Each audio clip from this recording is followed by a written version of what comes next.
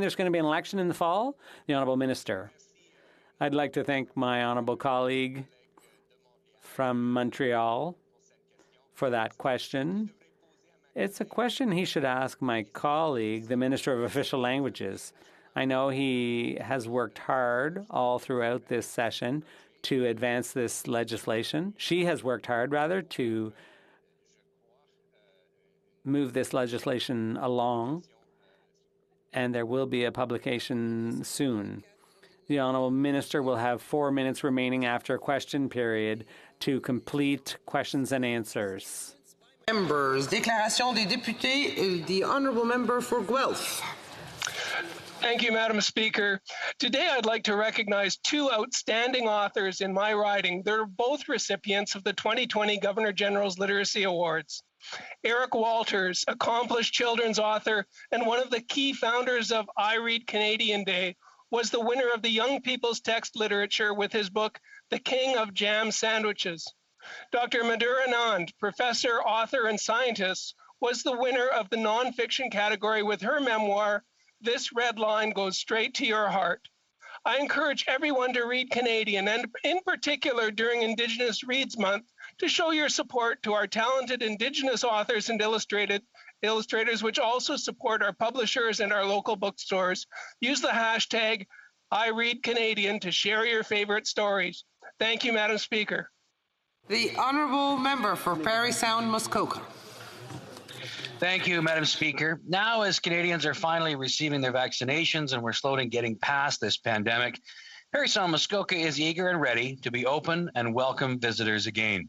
From the towering, wind-swept pines clinging to the rocky shores of Georgian Bay in the west, to the pristine canoe routes of Algonquin Park in the east, from the Trent Severn Waterway in the south to Doki's First Nation and the shores of Lake Nipissing in the north, the natural beauty of Parry Sound Muskoka will rejuvenate your soul.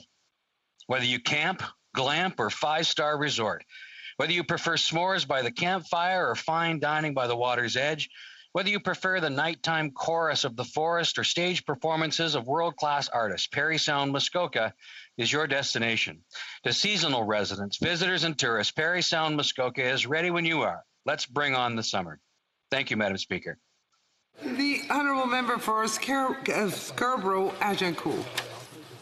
Madam Speaker, last week I was joined by the Minister of Infrastructure and Communities, other levels of government and community partners in announcing funding for the Bridletown Neighbourhood Centre in my riding of Scarborough-Agincourt. This announcement marks the first substantial piece of non-transit infrastructure for Scarborough, in which families will benefit from for generations to come. Thanks to Investing in Canada plan, our government is providing more than $26.7 million for this hub, which will house a 50-unit dialysis center by Scarborough Health Network, spaces for childcare, youth and seniors, a pool and fitness center by the YMCA, a HoC nurse practitioner clinic, and spaces for social agencies led by the United Way, all under one roof. I am thankful to work with our partners and continuing the work by my late husband, former MP Arnold Chan, to provide this much-needed space for our diverse community in which everyone can thrive. L'honorable député de Bécancour. The Honourable Member for Bécancour, Nicolas Sorel. You are on mute. The Honourable Member is on mute and is not wearing his headset.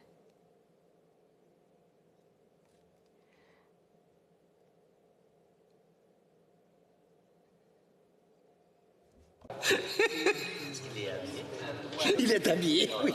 Ça, c'est un. D'abord, merci, Madame la Présidente. Aujourd'hui marque le 30e anniversaire de fondation du Bloc québécois. 30 ans depuis ce 15 juin. Madam Speaker, today marks the 30th anniversary of the foundation of the Bloc québécois. On June 15, 1991, I welcomed its founding convention in Sorel-Tracy. That day, Quebec united behind a party, Quebec's party, which would defend its interests without compromise. Every day since, the Bloc québécois has struggled for the Quebec nation. And today, whether by chance or destiny, our anniversary is coinciding with a historic debate on the inclusion of Quebec as a nation in the Canadian Constitution, a nation whose official and common language is French. 30 years later, the Bloc québécois is still the only one to be able to take the step to affirm Quebec. It is the one to support our identity, our values, our language, and culture. After 30 years and many vicissitudes of history, the Bloc Québécois is still disrupting the established orders. It is proud that the Quebec nation trusts it to be the standard bearer of its aspirations. Thank you, Madam Speaker. L'honorable député d'Hochelaga. Merci, Madame. The Honourable Member for Hochelaga. Thank you, Madam Speaker. Today, I would like to speak about an exceptional woman, Louise Arel. We are not part of the same political family, but we share our love for Hochelaga and the people of Hochelaga. She is a feminist, a sovereigntist, and a proud resident of Hochelaga-Maisonneuve. She was MNA in Hochelaga for more than 30 years. She was minister in various different portfolios and was the only woman to be elected president of the National Assembly of Quebec. She has dedicated her life to improving the community, and recently the town of Montreal granted her the title of Citizen of Honor. Thank you, Louise, for your humanism, integrity, your efforts for the common welfare, and for being a model of a progressive woman of conviction. She leaves an incredible legacy to Quebec. For example, the wage equity legislation and legislation on family property. Thank you for everything you've done, Louise. You are a real role model. Thank you, Mr. Speaker. The Honourable Member for Pitt Meadows, Maple Ridge. Mr. Speaker, as this session draws to a close, Canadians are upset with this Liberal government's do as I say, not as I do attitude. There's the Prime Minister's failure to set a clear plan for international travel and all the jobs that go with it. Yet he has no problems himself jet-setting into quarantineless, maskless, distanceless, and frankly senseless behavior. The Prime Minister says he's appalled with harassment in the workplace and the mistreatment of women, but turns a blind eye to General Vance and gave him a pay increase. The government hoodwinks Canadians, saying they care about public safety, but really they're targeting law-abiding hunters and sports shooters with one bill and reducing penalties for serious crimes in another. Canadians want us back in Parliament in September, not prorogued like last year, not tossed into a pandemic election that we all voted unanimously against, but hopefully to hear from a government that's deeply reflected over the summer and finally ready to put Canadians' interests ahead of their own. Thank you. The Honourable Member for Kitchener-Conestoga. Thank you, Mr. Speaker. Mr. Speaker, I'm honored to recognize two people in Waterloo Region who raised money and awareness for cystic fibrosis. An amazing young man named Joseph turned 4 years old and used his birthday celebration to raise donations. His family arranged a drive-by parade. Joseph was dressed as a pint-sized Batman, and his front yard was transformed into Gotham City. People from the community, including myself, drove past to safely wish Joseph a happy birthday and were able to donate to the Farwell for Hire campaign. Farwell for Hire was started by Mike Farwell. In memory of his two sisters, Luann and Sherry Farwell, who both lost their young lives to cystic fibrosis, Mike runs this annual fundraiser doing odd jobs in exchange for donations. To date, Farwell for Hire has generated over $650,000 in donations to fight cystic fibrosis. Thank you to Mike Farwell for your passion, to our community in Kitchener-Conestoga for your generosity, and thank you to young Joseph, our own Batman, for showing us that heroes come in all sizes. Thank you, Mr. Speaker. The Honourable Member for Brampton North. Across the country, Canadians have been coming together to grieve our past and present actions of discrimination and racism in this country, whether it be the long history of abuse towards our Indigenous peoples as we unearth the tragic killings and disappearances of our innocent children at the hands of our institutions, or the recent rise of anti-Semitism, Islamophobia, anti-Black racism, anti-Asian racism, and xenophobia. I vow to do everything in my power to fight against hate in all its forms. Last night, I attended a vigil in Brampton commemorating the tragedy in London where a family of 4 were killed solely because they were Muslim. Islamophobia has no place in Canada.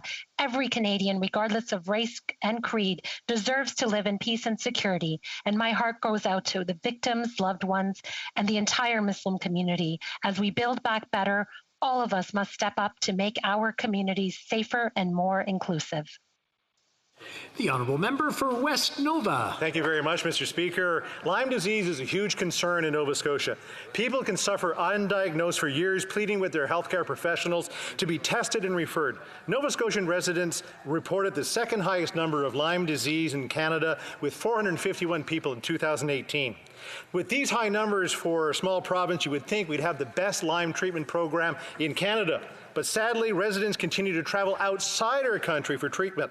While this is unacceptable in regular times, it's almost impossible during this pandemic. Bill C-442 was unanimously passed in 2014. This bill was supposed to identify and implement new diagnostic treatments for protocols for tick-borne illnesses, changes that have been painfully slow. I recently read the story about Haley Kane from the Annapolis Valley, a 17-year-old girl who lost her life to Lyme disease. Haley's family can never escape the nightmare that is a result of this undiagnosed, untreated Lyme disease. We need to do better, Mr. Speaker. We need to call on all levels of government to do better for these patients who have had their quality of life taken from them, or worse, pass away before ever getting the help that they need. The Honourable Member for Toronto Danforth. Thank you, Mr. Speaker. Today I would like to honour Amber Caterer-Walsh for her 33 years of service as a volunteer at the Community Association for Riders with Disability, called CARD. CARD's vision is to be an engaged community in which individuals, not labels, dictate who they are and what they achieve. They provide equine therapy to children and adults.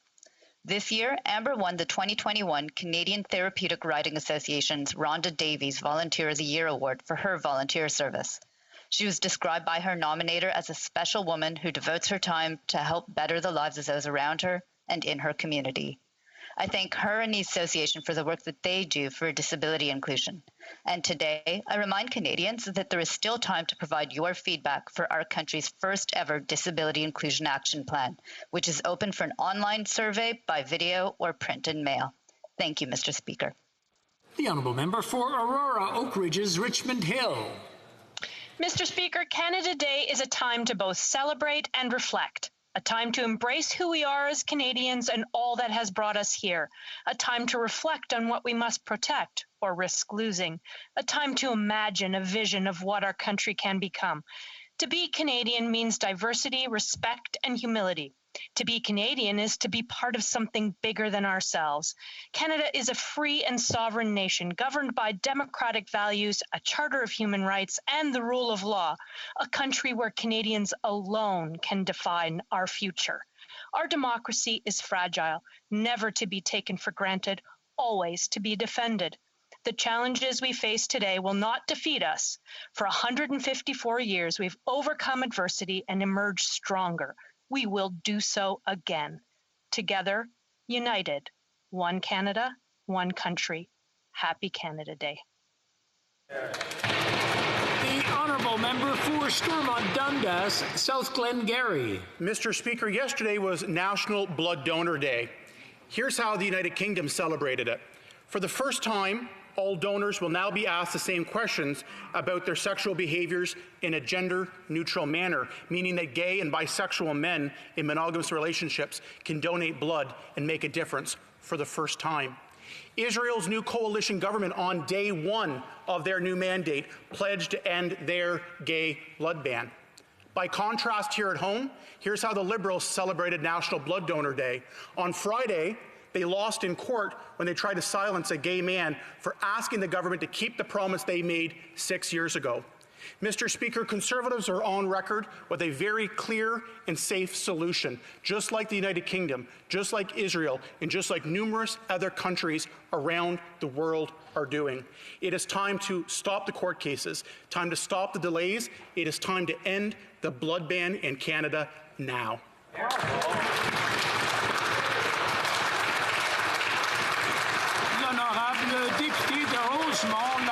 The Honourable Member for Rosemont-la-Petite-Patrie.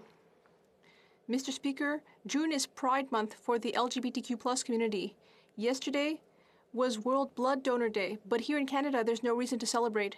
This day reminds us that the Liberals have bitterly disappointed us by breaking their promise to end the gay blood ban. This is particularly shameful in the middle of Pride Month. This is a discriminatory measure that was born after the AIDS pandemic. due to homophobia and a lack of knowledge about the disease. It was even called gay cancer. Even today, if a gay man wants to give blood, he is not supposed to have sex for 3 months before the donation. This is remarkable hypocrisy for a country that boasts that it is a model in LGBTQ+ rights. Due to Health Canada's retrograde rules, everyone who is part of these communities feels marginalized. Mr. Prime Minister, don't bother to march with the community at pride parades as long as you don't abolish this blood ban. You have disappointed the LGBTQ+ community. Have the courage of your commitments for once. The Honourable Member for Shefford. Mr. Speaker, June 15th is World Elder Abuse Awareness Day. It's an opportunity to talk about the sufferings of some of these seniors. This problem is often underdiagnosed. Many people suffer abuse and mistreatment, but they may not be able to identify the problem, or they may be afraid of reprisals. June 15th is the perfect opportunity to raise awareness about this social problem, encourage people to recognize it, and prevent all forms of elder mistreatment. There are 7 types, including physical, psychological, and financial violence and ageism. We know that COVID-19 has caused a great deal of additional isolation and financial stress for seniors. Not only have they been some of the main victims of the health crisis, but they have also been exposed to an increased risk of poverty and discrimination based on their age. Seniors have the same rights as all other citizens, and we should enable them to age with kindness and dignity. The Honourable Member for Kenora. The Honourable Member Mr. for Speaker, Kenora. my riding of Kenora is full of natural beauty that attracts visitors wishing. Mr. Speaker, my riding of Kenora is full of natural beauty that attracts visitors wishing to enjoy the great outdoors. However, the small businesses in our communities are facing a second COVID summer, and their life's work has been pushed to the brink. These job creators face mountains of red tape and regulations at the best of times, but with the added failure of this Liberal government to secure our economy through the pandemic, these businesses face an uncertain future. Small business owners across the country cannot afford any more economic mismanagement from this Liberal government. Canada's Conservatives have a plan to secure the future that includes recovering 1 million jobs and supporting every sector and region of the country. Canadians will soon have a choice, Mr. Speaker. If local jobs are not their priority, they will have many parties to choose from.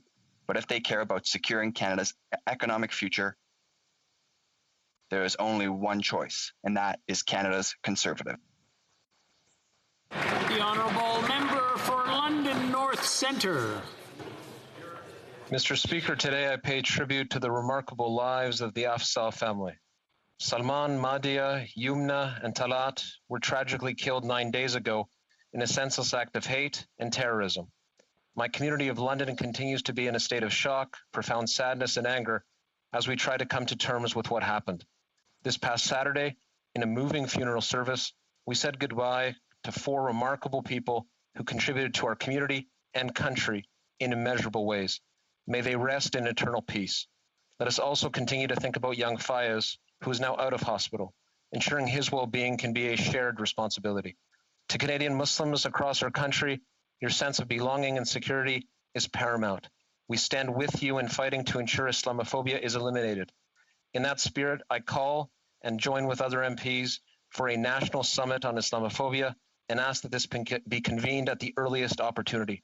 All of us have a role to play in ensuring such heinous acts of hate and terrorism never happen again. Thank you very much. Oral questions. Question orale, the Honourable Leader of the Opposition. Monsieur le Président, Mr. Speaker, 300,000 Canadians lost their jobs because of the Prime Minister's vaccine failure. Canadians can't live like this. While the Prime Minister is gallivanting around Europe meeting celebrities. As the Dean of the G7, how will this trip help him recoup the jobs that have been lost for these 300,000 hopeless Canadians? The Honourable Minister. Monsieur le Président. Mr. Speaker, allow me to remind us of what really matters to Canadians and what this House can do to support Canadians as we finish our fight against COVID. Unfortunately, over the last 2 weeks, Conservatives have used all kinds of procedural tricks to delay debate on Bill C-30. Canadians expect better. They expect us to get this bill passed. The Honourable Leader of the Opposition. Mr. Speaker, it's not just the job market that's becoming unstable. Yesterday, the Globe and Mail reported that a private investor purchased hundreds of Toronto homes just to turn a quick profit. No wonder housing prices are up nearly 40% this year. First-time homebuyers literally can't afford more of the same from this government. Does the Prime Minister really expect first-time homebuyers to compete with billionaire investors? The Honourable Minister.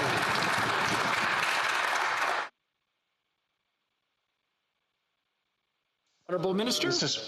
Mr. Speaker, our government introduced Canada's first ever national housing strategy. As part of that strategy, we introduced the first-time homebuyer incentive, which will help families achieve the dream of home ownership by lowering monthly mortgage payments without increasing down payments. We recently also expanded the first-time homebuyer incentive to enhance eligibility in Toronto, Vancouver, and Victoria by raising the qualifying income threshold to $150,000. Mr. Speaker, maybe the Leader of the official opposition can do something to support our budget, which helps first-time homebuyers. The Honourable Leader of the Opposition. Mr. Speaker, the Minister admits it's his plan that is failing. And it's worse, Mr. Speaker. According to Bloomberg, Canada is in danger of experiencing a housing market crash similar to the 2008 financial crisis. Unlike the Liberals and that minister, Conservatives have a 5-point plan to secure Canada's future, including for first-time homebuyers. Can the Prime Minister guarantee Canadians that housing prices will stabilize and ultimately decrease before the end of the summer? The Honourable Minister. Mr. Speaker, our record speaks for itself. We're the only party who has taken concrete action to create more affordable housing. We brought in the now more than $70 billion national housing strategy. We brought in the first-time homebuyer incentive. We brought in the Canada Housing Benefit. We increased supports for the rental construction financing initiative. And on every single one of these measures, the Conservatives voted against them. Not only did they do nothing while they were in government, they continue to do nothing in opposition. So the Leader of the official opposition should turn around and help Canadians by supporting this budget. The Honourable Leader of the Opposition. Speaking of records speaking for themselves, Mr. Speaker, falsifying your service record, throwing Admiral Mark Norman under the bus, covering up sexual misconduct. That's not the record of a minister who can be trusted to implement the necessary changes at national defense. And with a record as shameful as that, it's no wonder that senior military leaders do not respect their minister. That's right. We can't afford more of the same, Mr. Speaker. The Canadian Armed Forces is literally falling apart before our eyes. When will the Prime Minister fire his incompetent minister? The Honourable Minister. Mr. Speaker, we will take no lessons from the Leader of the Opposition when it comes to looking after the Canadian Armed Forces. Our government, when we put forward our defence policy, increased defence spending by 70% for the Canadian Armed Forces and put people first. We know that we have a lot more work to do to making sure that we create an inclusive environment in the Canadian Armed Forces, and we will get it done. Thank you. The Honourable Leader of the Opposition. An inclusive environment, Mr. Speaker. 3 years ago, a woman came forward with an allegation of sexual misconduct against the top general, a close friend of that minister's, Mr. Speaker. The Ombudsman brought the report to that minister 3 years ago. The minister fired the Ombudsman, covered up, and failed that woman serving her country. Shameful. The minister, if he respects the institution he once served, he should do the honourable thing and resign. Right. If not, the Prime Minister must hold that minister to account. The Honourable Minister. Mr. Speaker, as I said, it would take no lessons from the leader of the oppositions when it comes to service to this country. We take all allegations very seriously, as I did, and brought the immediate information to the appropriate officials. No politician should be ever investigating or starting investigations, Mr. Speaker. And maybe the leader of the opposition can answer the question, why did their previous government, when he was a minister in that government, appoint the previous chief of defense staff when he knew of the information of allegations? Thank you, Mr. Speaker. The Honourable Member for La Prairie. Mr. Speaker, Quebec wants to enshrine in its constitution that it is a French nation and that its official and common language is French. But since this morning, I've been hearing members adding qualifications to this. They talk about a united Canada. They talk about the rights of Anglophones, which no one has questioned here.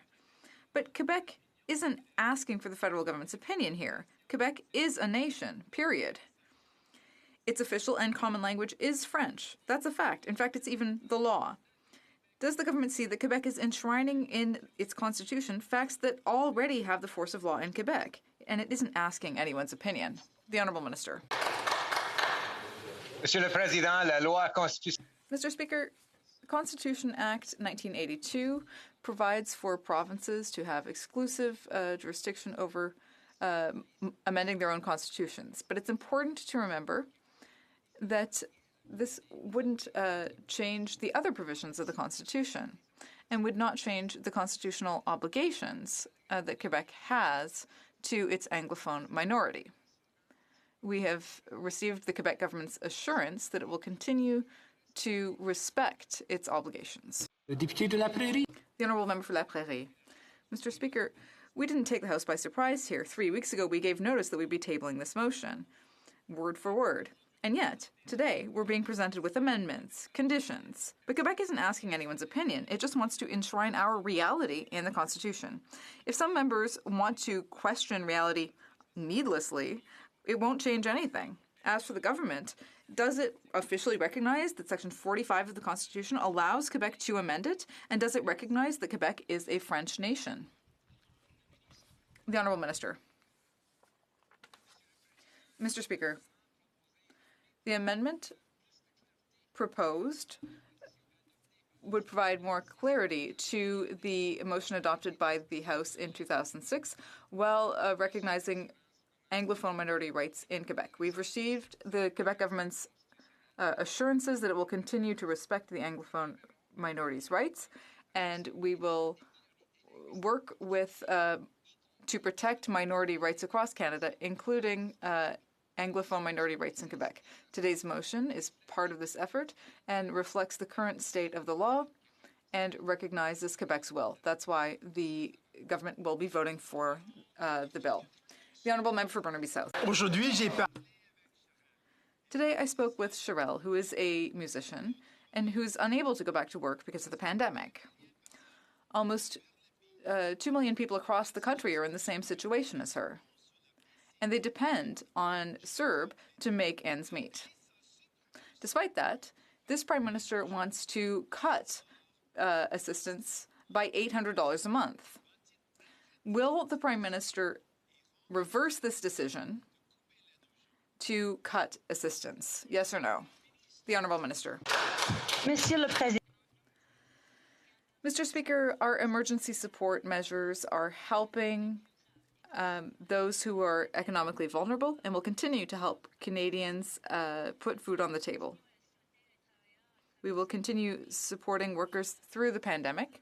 And in Budget 2021, we presented a plan for future benefit. Members want to be helpful. They could support the Budget Implementation Act and get these supports into the hands of Canadians and their banks, I should say. The Honourable Member for Burnaby South. What the minister is not acknowledging is that this government is going to cut the help that families need by $800 a month in this budget implementation. People like Sherelle, who's a musician, who earns a living by playing gigs around the country, can't go back to work. There are millions of Canadians who depend on the CRB, who are going to be in a devastating position if the government continues with their decision to cut the help that they need by $800 a month. So my question directly to the Prime Minister, will he reverse his decision to cut the help that people need in the middle of a pandemic? Honourable Minister. Mr. Speaker, Canadians, thanks to the Canada Recovery Benefit, have access to up to 50 weeks of benefits to help them in times such as the one the member said opposite is describing. For the first 42 weeks of their benefit receipt, they can get $500, and for the last eight weeks, it's $300. Mr. Speaker, we see this in conjunction with the wage subsidy and the new hiring program as a way to transition Canadians back to work and back to economic success. Honourable Member for Abbotsford. Last week, the Prime Minister did what he had told all other Canadians not to do. He travelled abroad to the G7. While he was gone, business leaders called for him to immediately lay out a plan to safely reopen our economy. The Chamber of Commerce called for clarity and a timeline and said that Canada is a G7 outlier because the Prime Minister has failed to deliver a reopening plan. While other countries are helping their businesses reopen, our Prime Minister won't even provide us with a plan. When will he do his job and stand up for Canadian businesses? The Honourable Minister. Mr. Speaker, the real question is, when will the official opposition do its job and allow Canada to restart the economy? Instead of doing that, instead of understanding that now is the time to finish the fight against COVID and get back to work, the official opposition is engaging in dilatory delaying tactics, and in doing so, it is putting in peril the wage subsidy, rent support, the Canada Recovery Hiring Credit, all measures we need to restart Canada. Honourable Member for Abbotsford. Well, not only is Canada behind the rest of the G7 in reopening its economy, the Prime Minister has made things worse by making the whole economy more expensive. The rising inflation rate and cost of living is making it difficult for many Canadians to make ends meet. That includes major increases in the price of meat, fish, dairy, gasoline, and of course, the skyrocketing housing prices. Under this government's mismanagement, Canadians are falling further and further behind. Why hasn't this government made life more affordable for Canadians? The Honourable Minister. Mr. Speaker, let me point out what is really posing a serious economic threat to Canadians and posing a real threat to what needs to be our national priority right now, which is finish the fight against COVID and support the Canadian economy as we come roaring back. The threat, Mr. Speaker, is conservative delaying tactics, which are stopping us from passing the budget. That means the wage subsidy, rent support, Canada Recovery Hiring Credit, the CRB, are all set to expire this month. L'honorable député. The Honourable Member for Chicoutimi-Lafière. Mr. Speaker, according to a CBC article, lumber industry experts expect prices to continue to rise, and they say that it could take years before prices return to normal. Meanwhile, the U.S. is taking advantage of the vulnerability of our forestry sector and threatening the industry with tariffs. Canadian workers have had to deal with a pandemic last year, and they don't need any more problems. Why is the government leaving them defenseless? The Honourable Minister.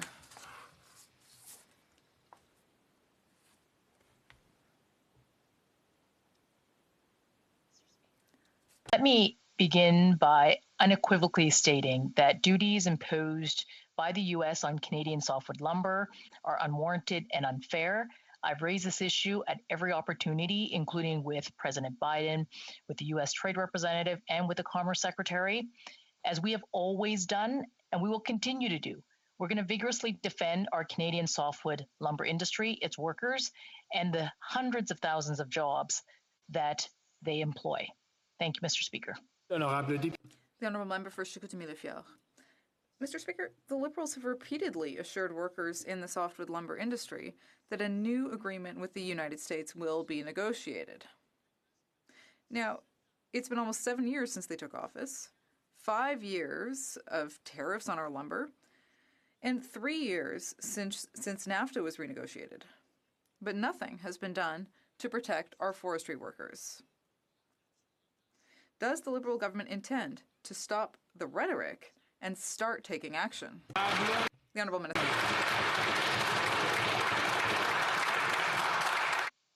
Mr. Speaker, we are taking a Team Canada approach, working hand in hand with the softwood lumber industry, with labor unions, with the provincial and territorial partners on all fronts. We have launched challenges in defense of Canadian softwood lumber. Consistently, Canada has seen victories that clearly demonstrate that our softwood lumber industry is in compliance with international trade rules and that Canada is a trading partner in good standing in the multilateral trading system. We will continue to defend our softwood lumber industry and the workers that they employ. Thank you, Mr. Speaker. The honourable member for Carleton. Yesterday, the finance minister decided to delay her own budget by punting debate on that budget in order to ram through C-10. This at a time when our unemployment is higher than the UK, the US, Japan, Germany, the G7, OECD, and there are 500,000 missing jobs. That same budget said all of the pre-COVID jobs will be recovered by this month. Will this finance minister keep her word and guarantee that every single pre-COVID job will be recovered by this month when the numbers come out early next month?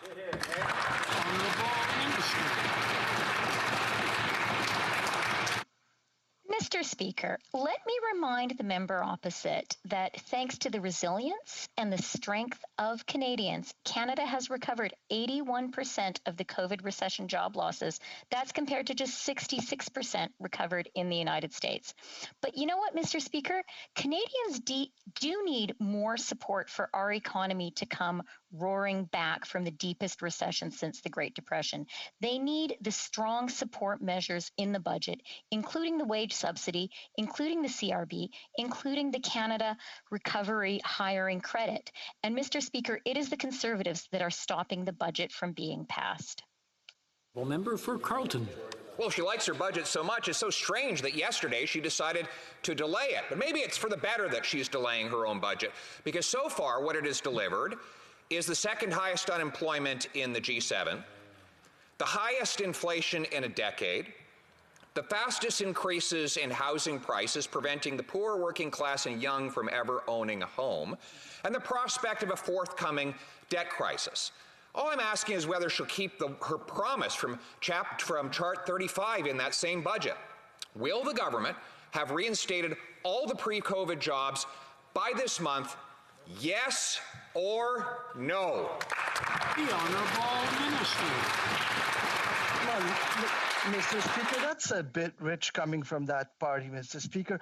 2 days ago, like Friday, it was about 10:30 a.m., they decided that they want to shut down Parliament. They moved the motion to shut down Parliament. They had enough work. They want to go out for cocktails or drinks or whatever, Mr. Speaker. We wanted to work. They wanted to shut down Parliament. Then we wanted to extend the hours. They refused. And after that, Mr. Speaker, they started filibustering. C-30 is absolutely essential. Canadians need that bill, and we hope the Conservative will stop blocking everything.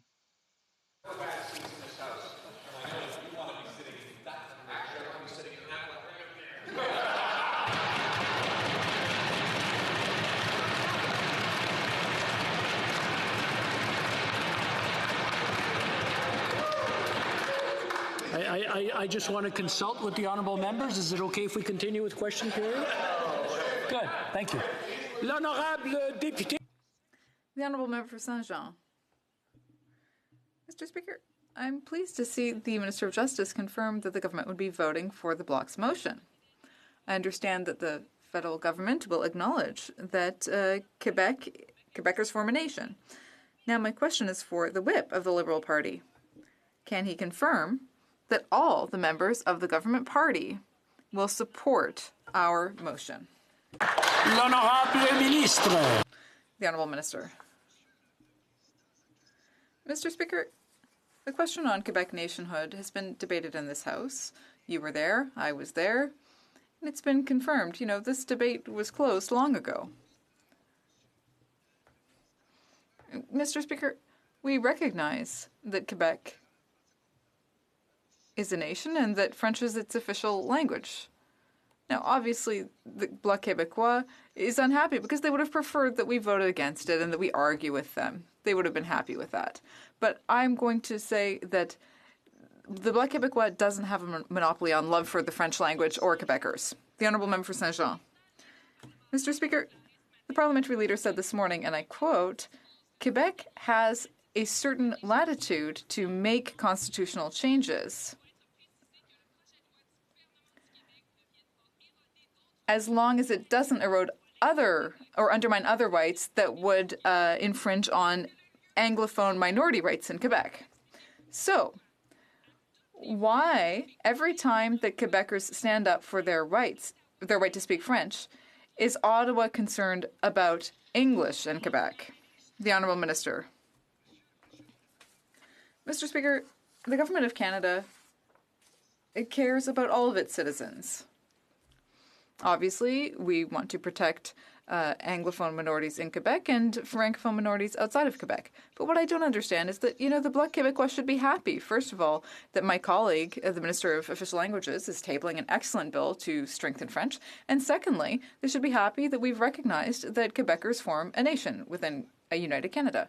And third, we've recognized that the official language of Quebec is French. So maybe my Bloc Québécois members could smile a little bit today. The Honourable Member for Leeds, Grenville, Thousand Islands, and Rideau Lake. We're in the middle of a pandemic where most of the government staff in Ottawa have been avoiding travel, staying put, working from home. So it's quite the coincidence that on the day after the election was called in Newfoundland and Labrador, that the Minister of Natural Resources would send 2 of his staffers under dubious reasonings to that province. Well, wait a second. That doesn't sound like a coincidence at all. So will the Liberal Party repay taxpayers for sending 2 ministerial staff at taxpayers' expense to help their friends in the provincial Liberal Party get re-elected? Honourable Minister. Thank you, Mr. Speaker. Let me be crystal clear. My staff followed all the rules to the letter. They, like myself, hold themselves to high ethical standards. They adhere to all public health guidelines. They filled essential operational requirements to support me in my ministerial duties, including supporting a TechNL summit in February. They campaigned on a single Saturday on their day off, keeping in line with Treasury Board guidelines. Mr. Speaker, all rules were followed to the letter. Thank you, Mr. Speaker. Member for Leeds, Grenville, Thousand Islands, and Rideau Lakes. Well, Mr. Speaker, that simply doesn't hold water. Canadians can't believe that these staff were there doing anything other than supporting the minister while he was campaigning. It's always the same with these Liberals. When it benefits them or their friends, they'll throw any considerations about ethics or pandemic rules to the wayside. So now that he's been caught, will the minister commit to have the Liberal Party of Canada repay taxpayers for this inappropriate partisan expense? The Honourable Minister. Mr. Speaker, they both followed the Treasury Board guidelines to the letter, the same guidelines that the previous Conservative government put in place. Section 3.5.4 states, if a member becomes engaged in campaign activities on a part-time basis, his or her involvement must be on his or her own time and not during regular office hours. Both employees traveled to Newfoundland to support me in my ministerial duties. They provided essential on-the-ground operational support. Mr. Speaker, that is what happened here. Thank you. The Honourable Member for Mégantic-L'Érable. Let's look at the facts, Mr. Speaker. The staffers arrived when the elections were called in Newfoundland and Labrador. They stayed throughout the election campaign. They went door to door, and this cost Canadians almost $9,000. Public health rules, which required workers to stay home, and the minister knows this. He's trying to find a pretext here, saying that he needed his staff close to him, but far from the department and far from their homes. Will the Liberal Party reimburse Canadian taxpayers? The Honourable Minister. Mr. Speaker, one Saturday, blustery Saturday afternoon, but look, every time the Conservatives get up and attack hardworking political staff, I think they do a great disservice to the sacrifices those staff make and to the time and effort that they put in supporting us in our official duties. I am proud that my staff hold themselves to a high ethical standard, as do I. The staff who support MPs and ministers should be recognized for the hard work they do and not be subject to baseless, spurious attacks in this House. Let me reiterate, all rules were followed to the letter. There was no interference here. Thank you, Mr. Speaker. I just want to remind the honourable members that the honourable member for Mégantic-L'Érable asked a question, and I'm sure he wants to hear the answer. And I want to make sure that the shouting stops back and forth. L'honorable député. The Honourable Member for Mégantic-L'Érable. Mr. Speaker, with the Liberals, it's always the same thing. They'll do anything, even bend the rules to help their friends. The Prime Minister, the Minister of Health, Dr. Tam, the Treasury Board, the provinces, they were all saying the same thing, work from home. But that wasn't good enough for the Minister of Natural Resources and his staff. They didn't follow the rules. Now, the minister should reimburse Canadians. Will the Liberal Party reimburse the $9,000 to Canadian taxpayers, Mr. Speaker?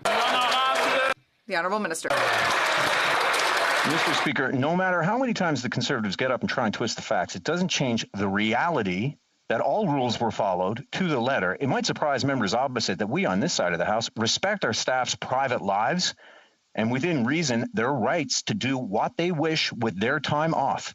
My staff followed all the rules, the public health guidelines, the Treasury Board guidelines for Minister's Office that the previous Conservative government put in place. Are the Conservatives really suggesting that the rules that they put in place should only apply to Conservative staffers? Thank you, Mr.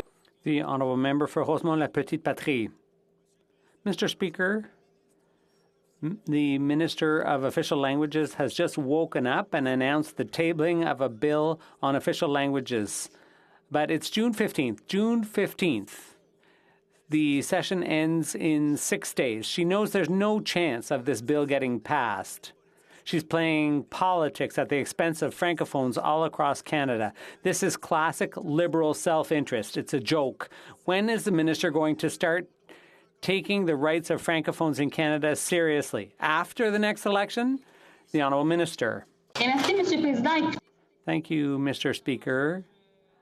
We've been in charge of official languages for a number of years now, and I'm responsible for the language file. Today's a historic day. We've tabled legislation to protect language minorities. I also tabled a reform document in February. So my question is, will the NDP support our legislation or not? Vancouver East. A developer is buying $1 billion in single-family homes so that they can profit off their rent.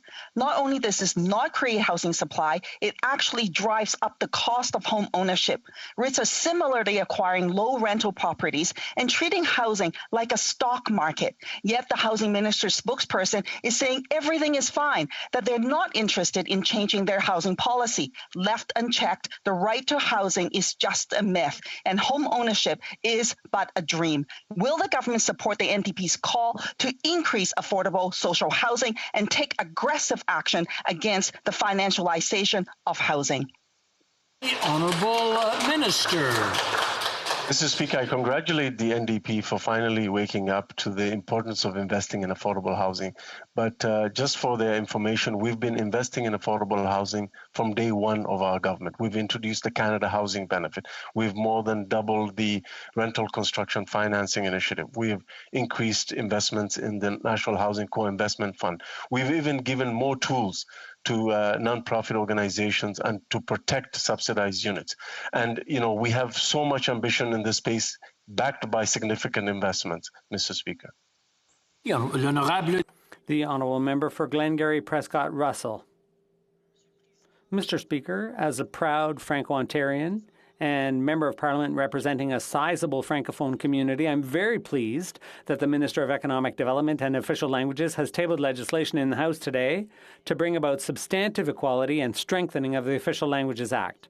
Can the Minister tell us how this legislation will support minority language communities and the French language all across the country, including in Quebec? The Honourable Minister. Merci, Monsieur le Président. Thank you, Mr. Speaker. I'd like to thank my honourable colleague for his question and his hard work as a proud Franco-Ontarian. Today is a big day, a great day for official languages in Canada. With our new bill, the federal government is taking responsibility for protecting and promoting French in Canada, and of course, by continuing to protect official language minority communities' rights. The federal government can and will do this in order to achieve substantive equality between French and English in Canada. Thank you, Mr. Speaker. Lake Eastman. The 7th Vice Chief of Defense Staff since 2015 resigned yesterday because he went golfing with one of the 2 Chiefs of Defense Staff who are under investigation for sexual misconduct. This tragic narrative is a direct reflection on the weak leadership of the Defense Minister.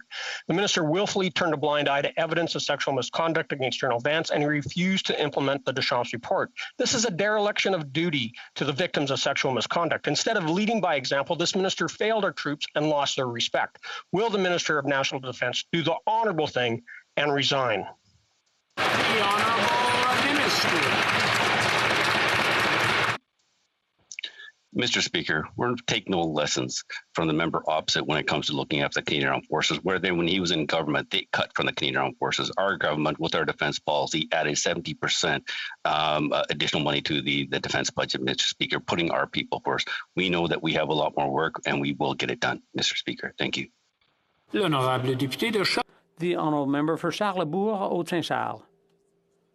Mr. Speaker, whatever the minister says, the fact is that it's chaos in the Canadian forces right now, and things have only gotten worse since this minister took office in 2015.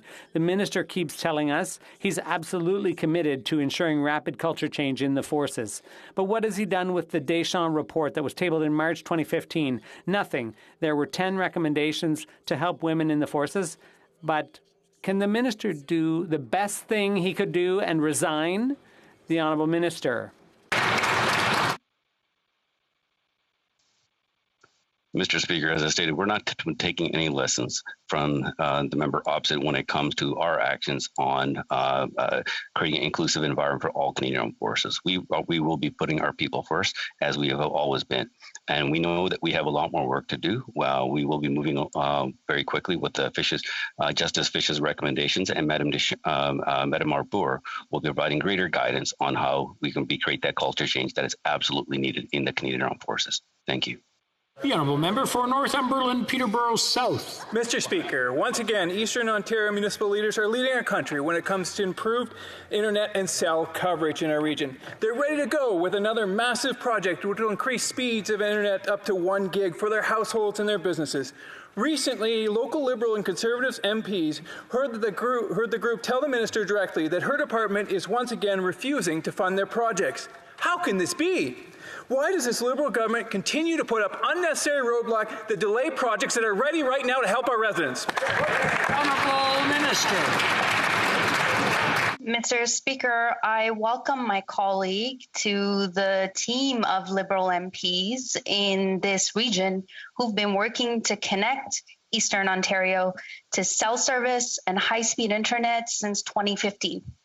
We've moved forward, we funded projects, and we continue to support Ontarians as they get connected to this essential service. My colleague is misrepresenting that conversation. I appreciate the work that the Eastern Ontario Wardens Caucus has done, and I look forward to sharing more news with Ontarians about high-speed internet service in their backyards. The honourable member for Stormont Dundas, South Glengarry. Mr. Speaker, that wasn't even close to an acceptable answer. They can't even get the okay to apply to the Universal Broadband Fund that the minister and the government continue to tout that provides better internet access. 104 heads of council in Eastern Ontario are behind this project. It's valued at $1.6 billion. No more wishy-washy teamwork, and just give a straight answer.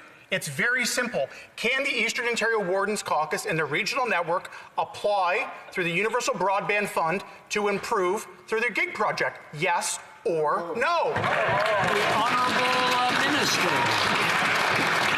Mr. Speaker, again, I appreciate my colleague's concern, but I assure him that Liberal MPs have been working with the Eastern Ontario Wardens Caucus since before he had a seat in Parliament, and we will continue to do so.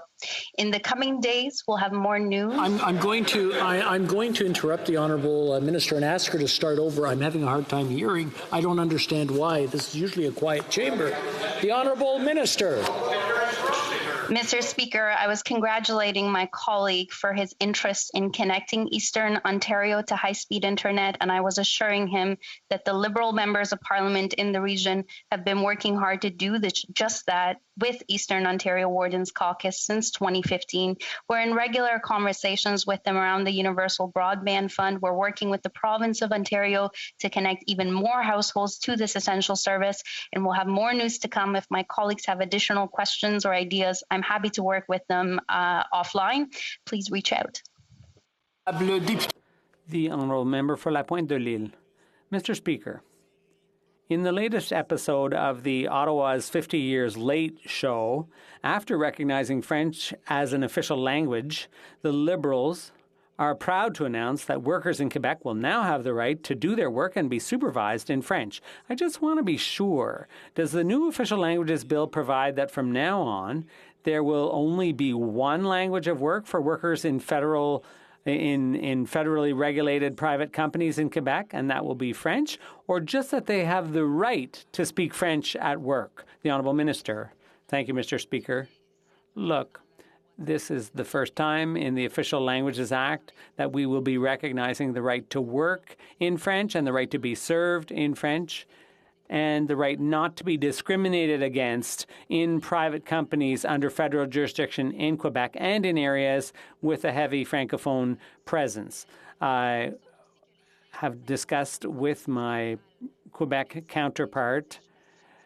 Already 50% of these companies in Quebec are governed by this system, but this will now be extended to apply to more companies to protect federally regulated, the French in federally regulated businesses. The Honourable Member for La Pointe de l'Île. Well, that's not very meaningful. What we want in Quebec is not the right to speak French. What we want is for the language of work in Quebec for all Quebecers to be French. We don't want to be allowed to speak French at work. We want to be required to speak French at work. Instead of proposing a bill that'll never get passed before the election, why doesn't the government simply support our bill to bring federally regulated private companies under the federal under federal jurisdiction, to have the Charter of the French Language or Bill 101 apply to them? That's what Quebecers want. The Honourable Minister. You know, Mr. Speaker, what Quebecers want is for us to deal with their concern about the decline of French. And we're going to do that in federally regulated businesses and in the federal government. And they want us to do this for minority language communities as well. That's what Francophones in Quebec and all across the country want. That's what Canadians want. We have an ambitious piece of legislation here, which is quasi-constitutional, and under the circumstances, it's for the good of the country and for good of Francophones. We certainly hope the Bloc will support it. Thank you. Middlesex.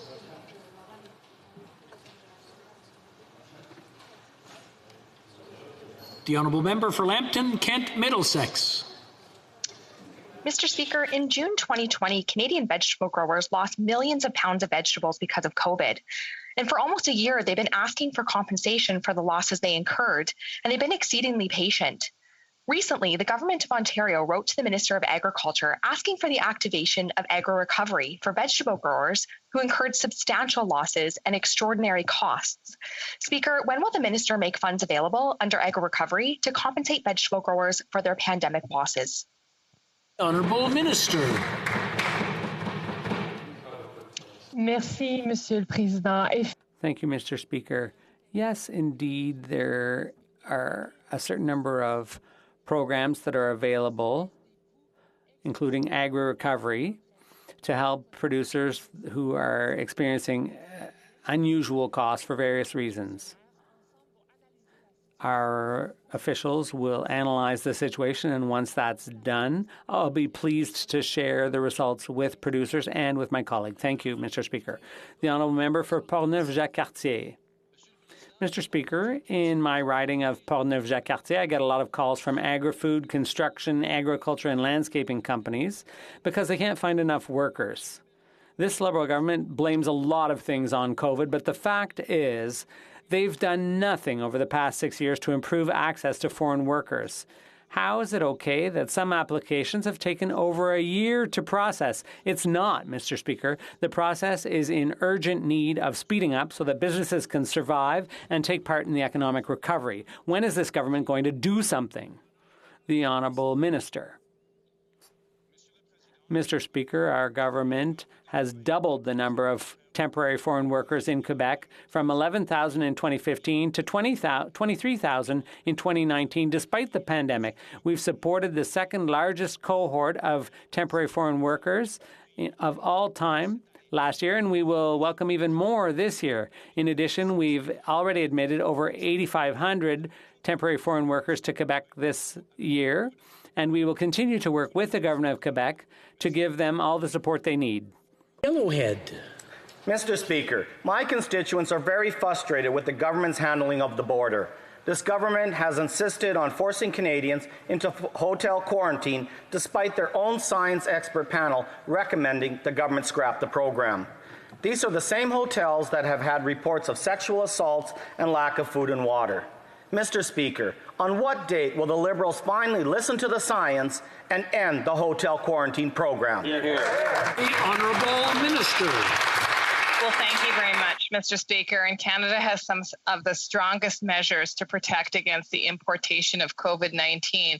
We have been guided by science and evidence, Mr. Speaker, and Canadians have made extraordinary sacrifices over the last year and a half to protect each other. We'll continue to use that science and evidence, Mr. Speaker, as we adjust the border measures, reflecting the best science and evidence and ensuring that we protect Canadians from another surge of COVID-19. The Honourable Member for Vimy.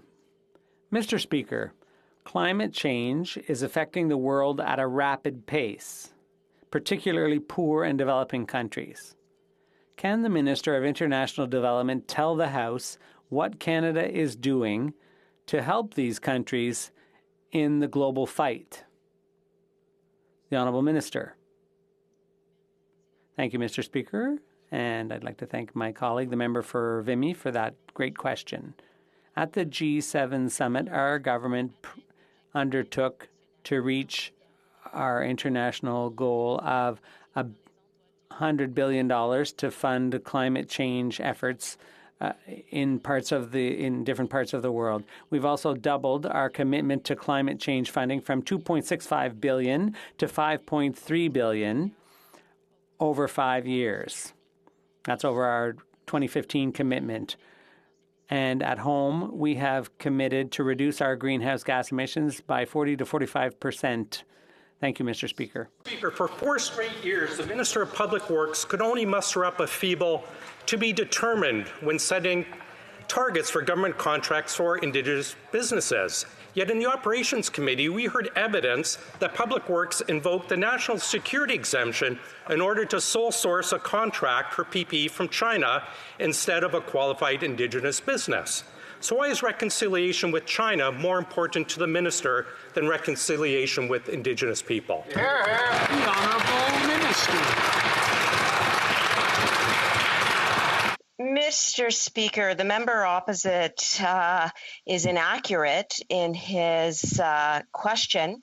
I will say that the Government of Canada is committed to improving diversity in all aspects of government programming. That includes increasing participation of minority groups in federal procurement.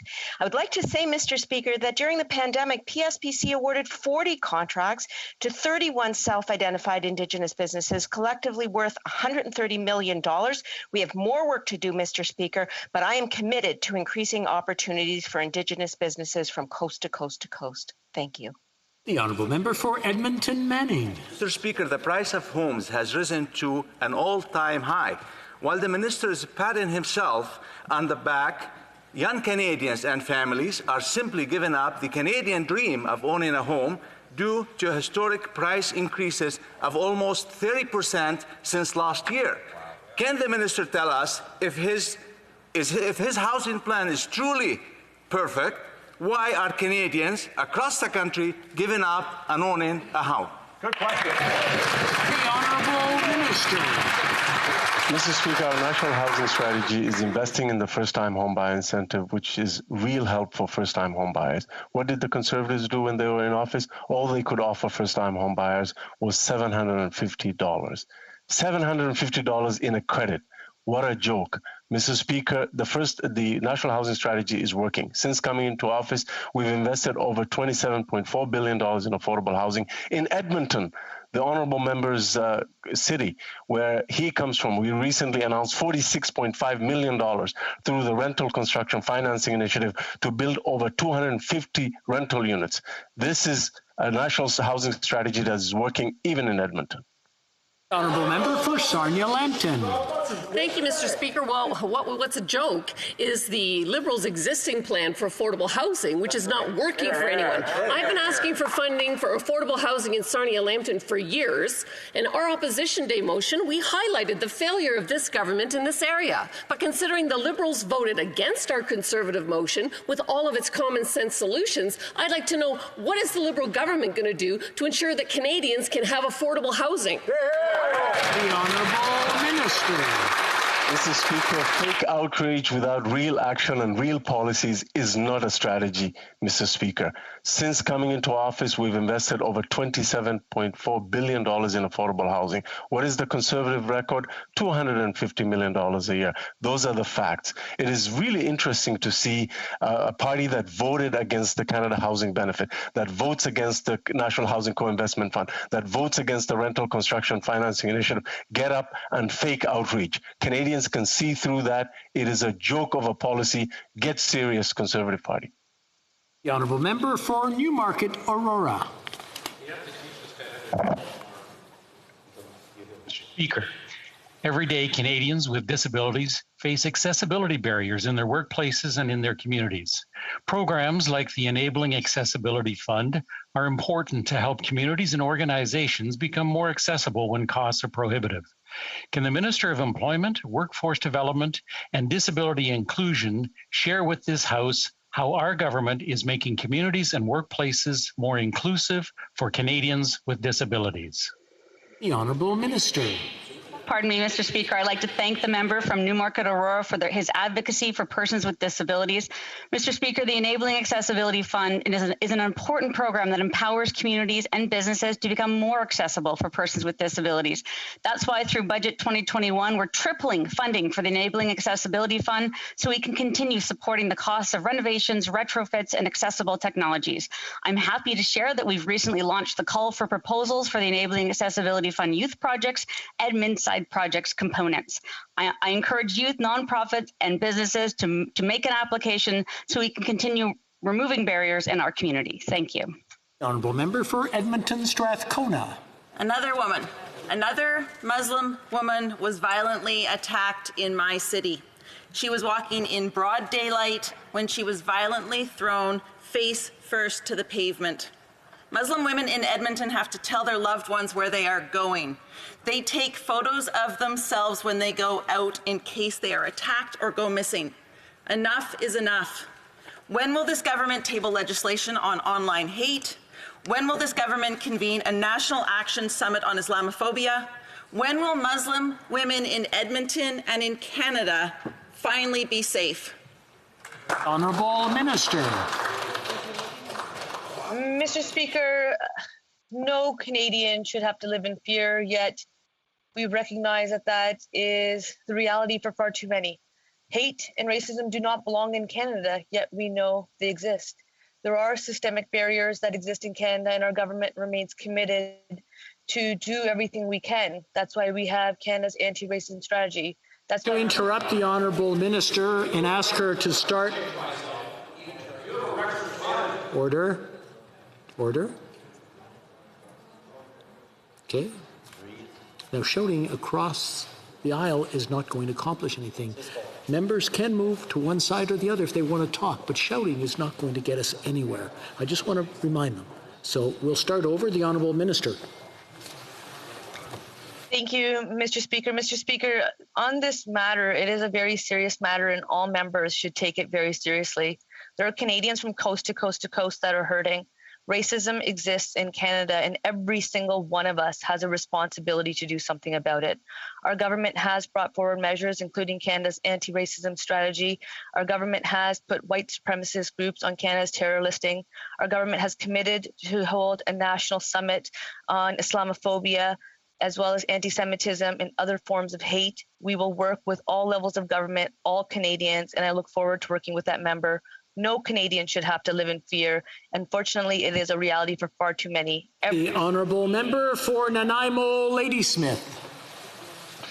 Mr. Speaker, for more than 40 years, the Government of Canada operated 29 racially segregated hospitals across this country.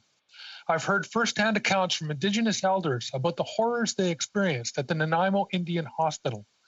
Researchers have exposed a range of atrocities at these hospitals, including physical, emotional, and sexual abuse, experimental medical and dental treatments, and sterilization without consent. Will the government commit to a full independent inquiry into Canada's Indian hospital system and release all relevant documents for that purpose? Well, Minister. Mr. Speaker, addressing historical harms committed against Indigenous children is a crucial step towards healing and justice for survivors, their families, and their communities. The Ursa, McLean, Godfredson, and Anderson settlements represented historic milestones in Canada's efforts to address harms associated with attendance at federally operated institutions. We know there are outstanding claims in other institutions, and we're committed to collaborative discussions with both the provinces and the territories and all those affected on how to foster healing. I'm afraid that's all the time we have for today for question period. C'est tout le temps que nous avons. That is all the time that we have today for question period. Orders of the day.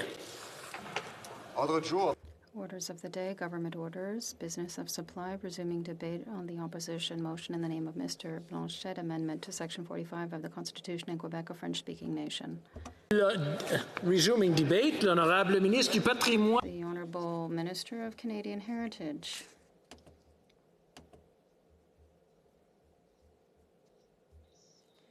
Thank you very much, Mr. Speaker. It's an honor for me to speak today in this debate and have the opportunity to highlight the cultural excellence of Quebec and its language, French. Canada has changed a great deal since the introduction of the Official Languages Act over 50 years ago, and with it, our linguistic reality has changed. French is in decline, both in Quebec and across the country. Francophone communities are concerned about the future of their language and their culture. English has been privileged with the rise of the internet and the globalization of trade. I am therefore pleased that this debate is taking place in this House. It's